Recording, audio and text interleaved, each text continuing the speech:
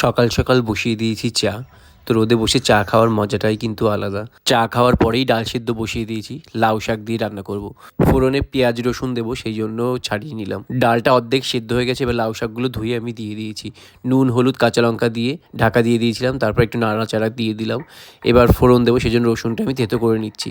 তো রসুন থেতো করা আমার কমপ্লিট। তো একটু চিনি দিয়ে দিয়েছি। ফোড়নের জন্য আমি সাদা জিরে শুকনো লঙ্কা দিয়েছি। তো পেঁয়াজ আর রসুন ফোড়ন দিয়ে আমি এবার শাকটা ঢেলে দিলাম। যাই হোক, মোটামুটি রেডি। তো টেস্ট কিন্তু দারুণ হয়, একবার এভাবে খেয়ে দেখো।